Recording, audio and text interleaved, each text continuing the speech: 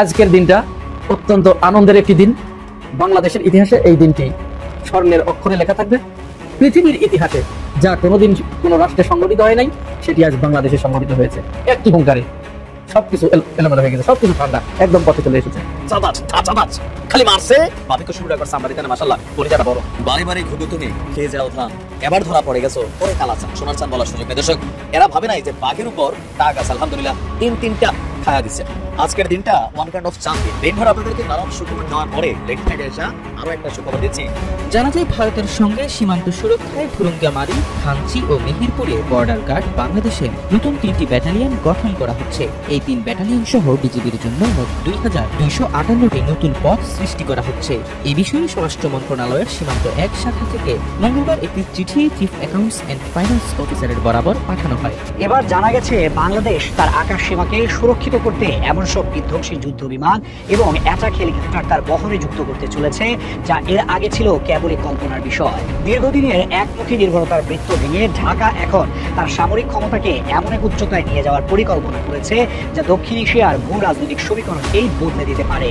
অন্তর্বর্তী সরকারের অধীনে নেওয়া কিছু সিদ্ধান্ত দেশের সশস্ত্র বাহিনীকে দিচ্ছে নতুন গতিপথ। এই নীল ফাইলটি এখন শুধু একটি কাগজপত্রের দলিল নয়, এটি বাংলাদেশের প্রতিরক্ষা ইতিহাসে এক নতুন মোড়। কারণ ফাইলের ভিতর লুকিয়ে আছে দেশের ইতিহাসের সবচেয়ে বড় সামরিক ক্রয় পরিকল্পনা। 4টি দেশের সঙ্গে যুদ্ধ বিমান ও হেলিকপ্টার কেনা নিয়ে যে গোপন প্রস্তুতি চলছে, তা শুধু সামরিক তৎপরতা নয়, এ এক নিঃশব্দ ভূ রাজনৈতিক কৌশল। একটি বুলেটের চেয়ে বেশি শক্তিশালী হতে পারে একটি সিদ্ধান্ত, আর এই সিদ্ধান্তই হয়তো বদলে দিতে চলেছে দক্ষিণ এশিয়ার আকাশের ভারসাম্য।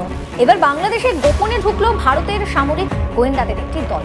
যদি পাকিস্তান, আমেরিকা ও চীনের সামরিক কর্মকর্তাদের সফর ইউনুস এবং ওয়াকারুজ্জামানরা স্বাগত জানাচ্ছেন, তাহলে ভারতের ক্ষেত্রে বিষয়টা কেন সন্দেহের চোখে দেখা হচ্ছে? ভারতীয় দাদাগিরির দিন শেষ, এবার স্বাধীন অর্থনীতির বাংলাদেশ। ছাত্র জনতার নতুন বাংলাদেশে ভারতীয় দাদাগিরির কোনো স্থান নেই। কেবল মুখে নয়, নতুন বাংলাদেশটা কাজও দেখাচ্ছে। ছাত্র জনতার নতুন বাংলাদেশকে আবারও ভারত নিজেদের দখলে নিতে রয়ের 3 গোয়েন্দা পাঠিয়েছে। ভারত ভেবেছিল শেখ হাসিনার মতো নতুন বাংলাদেশের সরকারও তাদের স্বাগত জানিয়ে আদর আপ্যায়ন করবে। ভারতীয়দের স্বপ্নে ঘুরেবালি দিয়ে ভারতীয় গোয়েন্দাদের ঘাড় ধাক্কা দিয়েছে নতুন বাংলাদেশ। পাকিস্তান, চীন কিংবা আমেরিকার সেনা অফিসারকে স্বাগত জানালেও ভারতীয় রয়ের সদস্যদের পাত্তা দেয়নি বাংলাদেশ। বাংলাদেশের এমন আচরণ দেখে কান্নাকাটি শুরু করেছে পশ্চিমবাংলার মিডিয়া। সম্মানিত দর্শক, আসসালামু আলাইকুম। নতুন একটি নিউজে আপনাকে স্বাগতম। প্রিয় দর্শক, এবার ভারতকে দাঁত ভাঙা জবাব দিতে সীমান্তে বিপুল আধা সামরিক সদস্য মোতায়েন করল বিজেপি। সীমান্তে বাংলাদেশের দাপট শুরু, ভয়ে পিছু হটছে ভারতীয় বিএসএফ। বিজেপির নতুন ক্ষমতা দেখে আতঙ্কে নরেন্দ্র মোদী সরকার। এদিকে ভারতকে শায়েস্তা করতে নতুন খেলা শুরু। শেষ সময় বিশাল বড় চাল দিলেন ডক্টর ইউনুস। মোদী ধুতি খুলে নিতে কি চমক দিচ্ছেন ডক্টর ইউনুস, এ নিয়ে থাকছে বিস্তারিত প্রতিবেদন। অপরদিকে বাংলাদেশ সফরে আসা এর এজেন্টকে স্বাগত না জানিয়ে উল্টো ঘাট ধাক্কা দিয়ে তাড়িয়ে দিল বাংলাদেশ।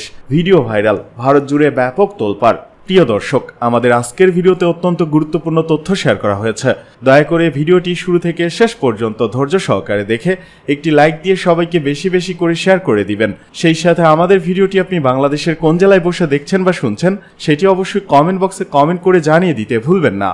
ক্ষমতায় আসার সঙ্গে সঙ্গে 2009 সালের 25 ও 26 ফেব্রুয়ারি ঢাকার পিলখানায় তৎকালীন বাংলাদেশ রাইফেলস তথা বিডিআর সদর দপ্তরে এক বিদ্রোহ সংগঠিত করে হত্যা করা হয় বাহিনীর 57 জন সেনা কর্মকর্তাকে। এর মধ্যে ছিলেন বিডিআর এর প্রধান, ডেপুটি চিফ এবং 16 জন সেক্টর কমান্ডার। এর মাধ্যমে মূলত দেশের সীমান্তের অতন্ত্র প্রহরী এই বাহিনীর মেরুদণ্ড ভেঙে দেওয়া হয়। পাল্টা ফেলা হয় সামরিক উর্দি ও নামও, যার ফলে গত 1.5 দশক বর্ডার গার্ড বাংলাদেশ তথা বিজিবি নাম নিয়ে এক প্রকার ভারতের আজ্ঞাবহ হয়ে সীমান্তে দায়িত্ব পালন করে তারা। তবে অন্তর্বর্তী সরকার ক্ষমতায় আসার পর পাল্টে গেছে দৃশ্যপট। দেশের সীমান্ত সুরক্ষা ও ভারতের চোখে চোখ রেখে কথা বলার জন্য বিজিবিতে আসছে আরও 3টি নতুন ব্যাটালিয়ন। এতে নিয়োগ দেওয়া হবে বিপুল সংখ্যক সামরিক সদস্য। জানা যায় ভারতের সঙ্গে সীমান্ত সুরক্ষায় ভুরুঙ্গামারী, থানচি ও মেহেরপুরে বর্ডার গার্ড বাংলাদেশের নতুন 3টি ব্যাটালিয়ন গঠন করা হচ্ছে। এই 3 ব্যাটালিয়ন সহ বিজিবির জন্য মোট 2258টি নতুন পদ সৃষ্টি করা হচ্ছে। এ বিষয়ে স্বরাষ্ট্র মন্ত্রণালয়ের সীমান্ত 1 শাখা থেকে মঙ্গলবার একটি চিঠি চিফ অ্যাকাউন্টস এন্ড ফাইন্যান্স অফিসারের বরাবর পাঠানো হয়। চিঠিতে বলা হয় লেফটেন্যান্ট কর্নেল অথবা সশস্ত্র বাহিনীর সমমর্যাদার কোনো পদে কর্মরত কর্মকর্তাদের মধ্য থেকে 3 জন পরিচালক, মেজর অথবা সশস্ত্র বাহিনীর সমমর্যাদার পদে কর্মরত কর্মকর্তাদের মধ্য থেকে 3 ব্যাটালিয়নের জন্য 9 জন অতিরিক্ত পরিচালক ও ক্যাপ্টেন অথবা সশস্ত্র বাহিনীর সমমর্যাদার পদে কর্মরত কর্মকর্তাদের মধ্য থেকে 3 ব্যাটালিয়নের জন্য 9 জন উপপরিচালক পদের বিপরীতে সরকারি মঞ্জুরির আবেদন করা হয়। এ সময় নতুন 3টি ব্যাটালিয়নের জন্য 3 জন সহকারী পরিচালক, 3 জন পুলিশ ইন্সপেক্টর, 3 জন সুবেদার মেজর, 18 জন সুবেদার, 57 জন নায়েব সুবেদার, 240 জন হাবিলদার, 285 জন নায়েক, 327 জন ল্যান্স নায়েক, 1221 জন সিপাহী, বেসামরিক পদে 3 জন ইমাম এবং অন্যান্য কর্মকর্তা কর্মচারী সহ মোট 2258টি নতুন পদ তৈরি করা হয়েছে। বর্তমানে বিজিবিতে পদ সংখ্যা রয়েছে 57,477টি। নতুন 2258টি পদ যুক্ত হলে মোট সংখ্যা হবে 59,735টি। স্বরাষ্ট্র মন্ত্রণালয় সূত্রে জানা গেছে দেশের 3টি বিজিবি ব্যাটালিয়নে 742 জন করে মোট 2226টি এবং বর্ডার গার্ড হাসপাতালের জন্য 32টি নতুন পদ তৈরি করা হয়েছে। এর মধ্যে অর্থ মন্ত্রণালয় থেকে পদগুলো মঞ্জুর করা হয়েছে। রাত তখন গভীর। কুর্মিটোলা বিমান ঘাঁটির রানওয়ে অন্ধকারে ডুবে থাকলেও দূরে কিছু আলো টিমটিম করে জ্বলছিল, যেন ভবিষ্যতের ছায়া জেগে উঠেছে। একজন সিনিয়র বিমান বাহিনী কর্মকর্তা দাঁড়িয়ে আছেন নিঃশব্দে, চোখে ক্লান্তি, হাতে ধরা নীল রঙের একটি মোটা ফাইল। ফাইলের গায়ে লেখা ডিফেন্স অ্যাকুইজিশন ফেজ 2030। এই নীল ফাইলটি এখন শুধু একটি কাগজপত্রের দলিল নয়, এটি বাংলাদেশের প্রতিরক্ষা ইতিহাসে এক নতুন মোড়। কারণ ফাইলের ভেতর লুকিয়ে আছে দেশের ইতিহাসের সবচেয়ে বড় সামরিক ক্রয় পরিকল্পনা। 4টি দেশের সঙ্গে যুদ্ধ বিমান ও হেলিকপ্টার কেনা নিয়ে যে গোপন প্রস্তুতি চলছে তা শুধু সামরিক তৎপরতা নয়, এ এক নিঃশব্দ ভূ রাজনৈতিক কৌশল। একটি বুলেটের চেয়ে বেশি শক্তিশালী হতে পারে একটি সিদ্ধান্ত, আর এই সিদ্ধান্তই হয়তো বদলে দিতে চলেছে দক্ষিণ এশিয়ার আকাশের ভারসাম্য। বিশ্ব এখন খাদ্য, জ্বালানি ও অস্ত্রের ত্রিমাত্রিক সংকটে দাঁড়িয়ে। দ্য ইকোনমিস্ট লিখেছে, সামরিক নিরাপত্তা এখন খাদ্য নিরাপত্তার চেয়েও বড় ইস্যু। বাংলাদেশের অন্তর্বর্তী সরকার এটি বুঝতে পেরেছে। প্রফেসর ইউনূস সরকারের উপলব্ধি পরিষ্কার, যে দেশ তার আকাশ রক্ষা করতে পারে না, তার অর্থনীতি একদম মাটিতে পড়ে যাবে। তাই নতুন নীতিমালায় বলা হয়েছে, আকাশে প্রতিরোধ, সীমান্তে স্থিতি এবং আন্তর্জাতিক অঙ্গনে ভারসাম্য রক্ষাই এখন মূল লক্ষ্য। এই সিদ্ধান্ত কেবল একটি সামরিক প্রয়াস নয়, বরং একটি রাজনৈতিক বার্তা। বাংলাদেশ আর আগের মতো নীরব থাকবে না। $2.2 বিলিয়ন JET&C চুক্তি এখন বাস্তবে রূপ নিচ্ছে। 20টি যুদ্ধ বিমান, প্রতিটির সঙ্গে রয়েছে আধুনিক রাডার, ইলেকট্রনিক ওয়ারফেয়ার সিস্টেম এবং লং রেঞ্জ মিসাইল। চীনের প্রতিরক্ষা পর্যবেক্ষণ সংস্থা জানায়, বাংলাদেশ এখন দক্ষিণ এশিয়ার প্রথম দেশ যারা JET&C এবং WS ইঞ্জিন সমন্বয়ে রক্ষণাবেক্ষণ সক্ষমতা গড়ে তুলছে। সামরিক বিশেষজ্ঞদের মতে, বাংলাদেশ, পাকিস্তান ও চীন, এই 3 দেশ এক নতুন প্রযুক্তির ছায়া নিচে চলে এসেছে। এর মানে শুধু যুদ্ধ বিমান নয়, সমন্বিত কৌশল, গোপন তথ্য শেয়ারিং এবং আঞ্চলিক প্রতিরোধ ব্যবস্থার যৌথ নকশা। এই বিমানগুলো শুধু শত্রুর চোখে ভয় নয়, একটি নিঃশব্দ বার্তা, আমরা প্রস্তুত। যখন সবাই ভাবছিল বাংলাদেশ হয়তো কেবল পূর্বমুখী হচ্ছে, তখন ইউরোপে এক বিস্ময়। ইতালি থেকে 10টি ইউরোফাইটার টাইফুন যুদ্ধ বিমান কেনার আলোচনা এখন প্রায় চূড়ান্ত। এই বিমানের প্রযুক্তিগত মান পৃথিবীর শ্রেষ্ঠ কয়েকটির একটি। স্ট্যান্ডার্ড 3 কনফিগারেশন, মাল্টিরোল সক্ষমতা এবং যুক্তরাজ্য, জার্মানি, স্পেন, ইতালির যৌথ নির্মাণ।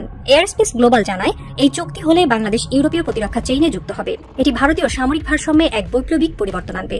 বাংলাদেশের এক প্রতিরক্ষা বিশেষজ্ঞরা বলছেন, যদি JET&C আমাদের পূর্বভিত্তিক রক্ষা কবচ হয়, তাহলে টাইফুন আমাদের পশ্চিমা আস্থার প্রতীক।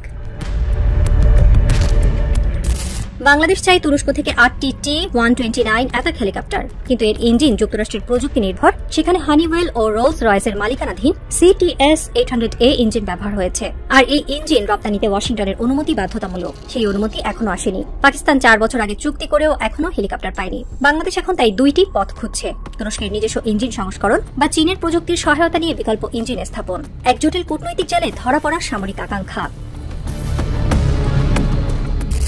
বাংলাদেশ এখন পাকিস্তান, চীন যৌথভাবে নির্মিত JF-17 ব্লক 3 এর দিকে ঝুঁকছে। 32টি যুদ্ধ বিমান, প্রতিটির দাম $15 থেকে $20 মিলিয়ন। তবে সমস্যা ইঞ্জিনে। বর্তমানে ব্যবহৃত রাশিয়ান ইঞ্জিন RG-93 নিষেধাজ্ঞার কারণে অনিশ্চিত হয়ে পড়েছে। বিকল্প হিসেবে ভাবা হচ্ছে চীনের WS ইঞ্জিন, যা JET&C এর সাথেও মিলবে। একই অবকাঠামোয় 2 ধরনের বিমান রক্ষণাবেক্ষণ। এটি হবে দক্ষিণ এশিয়ায় সবচেয়ে সাশ্রয়ী ও কার্যকরী বিমান বাহিনী গঠনের মডেল। ডিফেন্স নিউজ এশিয়া জানায়, যদি এই ইঞ্জিন পরিবর্তন অনুমোদিত হয়, এটি হবে সুপার এয়ার ফ্লেট তৈরির একটি নিখুঁত কৌশল। প্রফেসর মোহাম্মদ ইউনুস একজন নীরব পরিকল্পক, কারো কাছে বিতর্কিত, কারো কাছে আশার প্রতীক। কিন্তু আজ যারা কথা বলেন তারা সবাই স্বীকার করেন এই ক্রয় পরিকল্পনার আড়ালে আছেন একজন মানুষ যিনি চুপচাপ বদলে দিচ্ছেন বাংলাদেশের প্রতিরক্ষা মানচিত্র। তিনি রাজনীতিবিদ নন, কিন্তু তার প্রতিটি সিদ্ধান্ত রাজনৈতিক। তিনি সেনানায়ক নন, কিন্তু তার চিন্তা সামরিক কৌশলের অন্তে সিদ্ধ। সাংবাদিক হাসান তানভীর লেখেন, প্রফেসর ইউনুস ঠিক সেই সময় এসেছেন যখন আকাশে শুধু যুদ্ধ বিমান নয়, যুদ্ধের আশঙ্কাও ঘোরে। তিনি এসে আকাশকে ভারসাম্যের ছায়া দিয়েছেন। একদিন ইতিহাস হয়তো লিখবে আকাশের নকশা বদলেছিল একজন প্রফেসরের কলমে। ভোরের আলোয় ঝিকমিক করছে কুর্মিটোলা রানওয়ে। পুরনো MiG-29 সরিয়ে নেওয়া হচ্ছে, নতুন হ্যাঙ্গারে অপেক্ষা করছে জেট এন্ড সি এর প্রথম দল। একজন তরুণ অফিসার হেলমেট হাতে দাঁড়িয়ে আছেন, চোখে বিস্ময়। তিনি বলেন, স্যার, একদিন হয়তো আমরা ইতিহাসের অংশ হয়ে উঠব। তবে ইতিহাস সহজ নয়। আকাশে নতুন বিমান উঠবে, কিন্তু তার নিচে থাকবে কূটনৈতিক সংকট, বৈশ্বিক টানাপোড়েন এবং প্রতিপক্ষের প্রশ্ন বাংলাদেশ কার দিকে। 4টি দেশের প্রযুক্তি, 4টি শক্তির ভারসাম্য, আর তার মাঝখানে দাঁড়িয়ে এক ক্ষুদ্র কিন্তু সাহসী দেশ বাংলাদেশ। রানওয়ের এক প্রান্তে সূর্য উঠছে, কিন্তু সেই আলোর নিচে এখনো ছায়া জমে আছে। কে জানে এই আকাশ একদিন কাকে আশ্রয় দেবে আর কাকে প্রতিহত করবে। এবার বাংলাদেশে গোপনে ঢুকলো ভারতের সামরিক গোয়েন্দাদের একটি দল। যদি পাকিস্তান, আমেরিকা ও চীনের সামরিক কর্মকর্তাদের সফর ইউনুস এবং ওয়াকারুজ্জামানরা স্বাগত জানাচ্ছেন, তাহলে ভারতের ক্ষেত্রে বিষয়টা কেন সন্দেহের চোখে দেখা হচ্ছে? ভারতীয় দাদাগিরির দিন শেষ, এবার স্বাধীন পররাষ্ট্রনীতির বাংলাদেশ। ছাত্র জনতার নতুন বাংলাদেশে ভারতীয় দাদাগিরির কোনো স্থান নেই। কেবল মুখে নয়, নতুন বাংলাদেশ তা কাজেও দেখাচ্ছে। ছাত্র জনতার নতুন বাংলাদেশকে আবারও ভারত নিজেদের দখলে নিতে রয়ের 3 গোয়েন্দা পাঠিয়েছে। ভারত ভেবেছিল শেখ হাসিনার মতো নতুন বাংলাদেশের সরকারও তাদের স্বাগত জানিয়ে আদর আপ্যায়ন করবে। ভারতীয়দের স্বপ্নে ঘুরেবালি দিয়ে ভারতীয় গোয়েন্দাদের ঘাড় ধাক্কা দিয়েছে নতুন বাংলাদেশ। পাকিস্তান, চীন কিংবা আমেরিকার সেনা অফিসারকে স্বাগত জানালেও ভারতীয় রয়ের সদস্যদের পাত্তা দেয়নি বাংলাদেশ। বাংলাদেশের এমন আচরণ দেখে কান্নাকাটি শুরু করেছে পশ্চিমবাংলার মিডিয়া। কি বলছে তারা, আসুন তা দেখি। এবার বাংলাদেশে গোপনে ঢুকলো ভারতের সামরিক গোয়েন্দাদের একটি দল। জানা গিয়েছে মেজর জেনারেল কুন্দন কুমার সিং এর নেতৃত্বে ভারতীয় সেনাবাহিনীর একটি সামরিক গোয়েন্দা প্রতিনিধি দল 14 থেকে 16 অক্টোবর ঢাকায় পৌঁছায়। এটি কেবল আরেকটি কূটনৈতিক সফর নয়, বর্তমান পরিস্থিতিতে এটিকে গভীরভাবে সন্দেহের চোখে দেখা হচ্ছে। সার্বভৌমত্ব, নির্বাচন এবং বিদেশি হস্তক্ষেপ নিয়ে বাংলাদেশে উত্তেজনা বৃদ্ধির সঙ্গে সঙ্গেই অনেকেই এই সামরিক গোয়েন্দা টিমের আগমনকে পেশাদার বিনিময় হিসেবে দেখেছেন, বিশেষ করে যখন ভারত তাদের নিজস্ব নির্বাচনের জন্য প্রস্তুতি নিচ্ছে। যদিও এটি সরকারি ভিজিট বলেই জানা গিয়েছে। সূত্রের খবর, ভারতের সামরিক গোয়েন্দাদের কর্তাদের এইভাবে নিজের দেশে আসার বিষয়টাকে খুব একটা সহজভাবে নিচ্ছে না মোহাম্মদ ইউনুসের অন্তর্বর্তীকালীন সরকার। আর এখানে প্রশ্ন উঠছে, যদি পাকিস্তান, আমেরিকা ও চীনের সামরিক কর্মকর্তাদের সফর ইউনুস এবং ওয়াকারুজ্জামানরা স্বাগত জানাচ্ছেন, তাহলে ভারতের ক্ষেত্রে বিষয়টা কেন সন্দেহের চোখে দেখা হচ্ছে? আবার বাংলাদেশের আরেকটি সূত্র থেকে জানা যাচ্ছে যে গত 14 অক্টোবর ঢাকার মাটিতে পা রেখেছিলেন ভারতীয় সেনা গোয়েন্দা সংস্থার 3 আধিকারিক। তাদের মধ্যে একজন মেজর জেনারেল পদমর্যাদার, বাকি দুজনের মধ্যে একজন ব্রিগেডিয়ার, একজন কর্নেল। মেজর জেনারেল পদমর্যাদার আধিকারিক কুন্দন কুমার সিং আবার ভারতীয় সেনা গোয়েন্দা সংস্থার অতিরিক্ত মহাপরিচালকের দায়িত্বেও রয়েছেন। ঢাকায় 3 দিন থাকার কথা থাকলেও কেউ কেউ ছিলেন 4 দিন। শুক্রবার সন্ধ্যায় ঢাকা থেকে ফের দিল্লির উদ্দেশ্যে রওনা দেন তারা। এখানেই প্রশ্ন উঠছে যে তবে তলে তলে বাংলাদেশের সেনাপ্রধান ওয়াকারুজ্জামান কি ভারতের উপরে ভরসা করছেন? কারণ ওয়াকারুজ্জামান ভালোভাবেই জানেন হাসিনা ভারতের ভালো বন্ধু, এবং এখন তার যা পরিস্থিতি তাতে নিজে এবং সেনাবাহিনীকে বাঁচাতে ভারতের আশ্রয়ের তলায় তাকে আসতেই হবে। বিগত 16 বছর যাবৎ বাংলাদেশকে নিয়ন্ত্রণ করেছে ভারতের গোয়েন্দা সংস্থা র। সাবেক স্বৈরাচার সরকারকে ক্ষমতায় টিকিয়ে রাখতে বাংলাদেশকে ভারতের স্যাটেলাইট রাজ্যে পরিণত করেছে ভারতের গোয়েন্দা সংস্থা। এত কিছুর পরও ভারতীয়রা কিভাবে আশা করে বাংলাদেশে তাদের গোয়েন্দারা আসলে স্বাগত জানাবে নতুন বাংলাদেশ? ছাত্র জনতার বুকের তাজা রক্তের বিনিময়ে আমরা পেয়েছি এই স্বাধীনতা। ভারতীয় গোয়েন্দাদের কাছে স্বাধীন বাংলাদেশকে বিলিয়ে দিতে দেবে না ছাত্র জনতার নতুন বাংলাদেশ। পাকিস্তান কিংবা চীন বাংলাদেশকে গোলামে পরিণত করতে বাংলাদেশ সফরে আসেনি। নতুন বাংলাদেশকে সামরিকভাবে শক্তিশালী করতেই তারা সাহায্যের হাত বাড়িয়ে দিয়েছে। ভারত সমমর্যাদার বন্ধুত্বে বিশ্বাস করে না। বিশ্বাস করলে অন্তর্বর্তী সরকারের প্রধান উপদেষ্টা ডক্টর মোহাম্মদ ইউনুসের সমমর্যাদার বন্ধুত্বকে প্রত্যাখ্যান করত না নরেন্দ্র মোদী। স্বাধীন বাংলাদেশে ভারতীয় গোয়েন্দা সংস্থার কোনো ঠাঁই নেই। আমাদের সাথে একমত হলে কমেন্ট বক্সে ইয়েস লিখে জানিয়ে দিন আমাদের। সেই সাথে ভিডিও শেয়ার করে দেখার সুযোগ করে দিন আপনার বন্ধুদের। এদিকে হাসিনার মামলার রায় ঘোষণার তারিখ নির্ধারণ। জুলাই আগস্টের গণঅভ্যুত্থানে গণহত্যা সহ মানবতা বিরোধী অপরাধের মামলায় ক্ষমতাচ্যুত সাবেক প্রধানমন্ত্রী শেখ হাসিনা, সাবেক স্বরাষ্ট্রমন্ত্রী আসাদুজ্জামান খান কামাল এবং পুলিশের সাবেক মহাপরিদর্শক আইজিপি চৌধুরী আব্দুল্লাহ আল মামুনের বিরুদ্ধে বিচার কাজ শেষ হয়েছে। এ মামলার রায় ঘোষণার জন্য আগামী 13 নভেম্বর দিন ধার্য করা হয়েছে। বৃহস্পতিবার দুপুর 12:15টায় আন্তর্জাতিক অপরাধ ট্রাইব্যুনাল 1-এর চেয়ারম্যান বিচারপতি মোহাম্মদ গোলাম মর্তুজা মজুমদারের নেতৃত্বাধীন 3 সদস্যের বিচারিক প্যানেল এ তারিখ ঘোষণা করেন। এদিন মামলার প্রসিকিউশনের পক্ষে যুক্তি খণ্ডন শেষে সমাপনী বক্তব্য দেন চিফ প্রসিকিউটর মোহাম্মদ তাজুল ইসলাম ও অ্যাটর্নি জেনারেল মোহাম্মদ আসাদুজ্জামান। এ সময় আসামিদের স্টেট ডিফেন্স আইনজীবী মোহাম্মদ আমির হোসেন ট্রাইব্যুনালের কাছে তার বক্তব্য তুলে ধরেন। ট্রাইব্যুনালে প্রসিকিউশনের পক্ষে prosecutor Mizanul Islam, prosecutor Gazi HM. Tamim, Faruk Ahmed, Moinul করিম, সুলতান মাহমুদ সহ অন্যরা উপস্থিত ছিলেন। এর আগে বুধবার এই মামলার আসামি পক্ষের আইনজীবীরা তাদের যুক্তিতর্ক উপস্থাপন শেষ করেন। পরে প্রসিকিউশন যুক্তি খণ্ডন করে। তারই ধারাবাহিকতায় বৃহস্পতিবার মামলার সর্বশেষ দিনের যুক্তিতর্ক উপস্থাপন করে প্রসিকিউশন। ট্রাইব্যুনালে এদিন বক্তব্য রাখেন চিফ প্রসিকিউটর। এছাড়া অ্যাটর্নি জেনারেলও নিজের বক্তব্য উপস্থাপন করেন। শেখ হাসিনা ও সাবেক স্বরাষ্ট্রমন্ত্রী আসাদুজ্জামান খান কামাল সহ 3 জনের বিরুদ্ধে মামলায় এ পর্যন্ত জুলাই আন্দোলনে শহীদ পরিবারের সদস্য, আহত ব্যক্তি ও চিকিৎসক সহ মোট 54 জন সাক্ষ্য দিয়েছেন। এ মামলায় রাজসাক্ষী হিসেবে সাক্ষ্য দেন জুলাই আগস্টের গণহত্যাকালীন তৎকালীন পুলিশ মহাপরিদর্শক আইজিপি চৌধুরী আব্দুল্লাহ আল মামুন। তিনি গণহত্যার পেছনে ঘটনার বিশদ বিবরণ দেন এবং নির্দেশদাতা ও বাস্তবায়নের দায়িত্বে থাকা ব্যক্তিদের নাম প্রকাশ করেন। প্রসিকিউশনের বক্তব্য অনুযায়ী এখন পর্যন্ত উপস্থিত সাক্ষ্য ও প্রমাণ পৃথিবীর যে কোনো আদালতে আসামিদের অপরাধ প্রমাণের জন্য যথেষ্ট।